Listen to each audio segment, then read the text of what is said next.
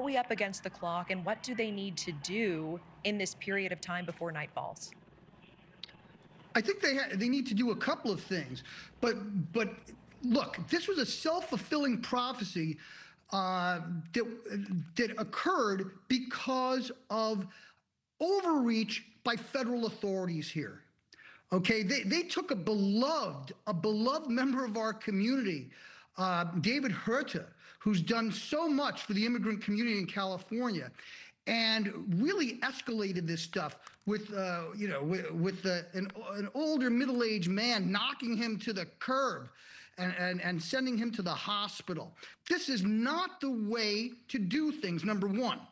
Number two, we're talking about a major escalation against people who, but for their undocumented status, are law-abiding. So what is happening here is this is a power play being done by this administration and a racist Steve Miller. Go read the book by Ms. Guerrero on him. This is something where we've had overwhelming force used, where they're trying to get a quota of thousands of people arrested a day. And we're not talking about MS-13 and lurking criminals. We're talking about abuelas. We're talking about people who work in the garment district. We're talking about people who are doing odd jobs and are part of our community. So this screw up really rests at the feet of federal authorities who overreached. They did not have adequate resources to do what they were doing in the first place, and they were generally going after people who were not criminals. This is a disgrace. And now what they're trying to do is, this administration is trying to get the National Guard federalized. And this is becoming a slippery slope by which this escalatory behavior by federal leadership has resulted in this. And what I think we should try to do is let the local authorities and the governor of this state wrestle with this.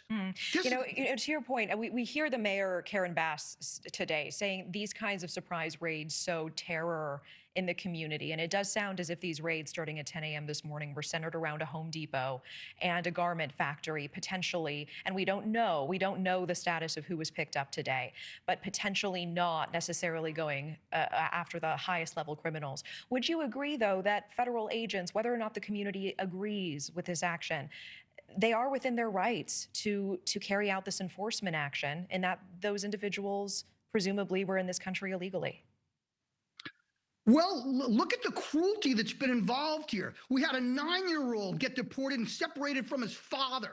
We had a 4-year-old who was getting life affirming treatment, and she would die, and they withdrew her authorization before reoffering it again. It has been a chaotic experience where they have not done what they said they were going to do. I think chaos, certainly, and we're almost out of time, but I want to focus on what's happening on the ground right now in front of us. As we're speaking right now, it seems that at the very least, right or left, one could agree tonight that law enforcement, that federal agents underestimated the community response, the uprising, the fervor, the chaos. Talk to me about some of the tactics you've seen today, because we see projectiles, tear gas, rubber bullets used by law enforcement. Protesters have fireworks. They're making barricades with the Home Depot shopping carts. They are lobbing objects, a civilian car on fire. What is your read on this situation? And are you concerned that we will see more of this across the country?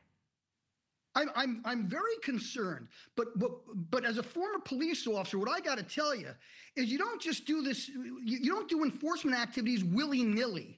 And they did not have the preparation. They're operating under these quotas of getting a couple of thousand people or more arrested every day, whether or not they pose a threat. And this is what you get with this kind of escalatory behavior by the feds. Thank you for watching. Subscribe below and download our NewsNation app right now on your phone, and you will get fact-based, unbiased news for all Americans.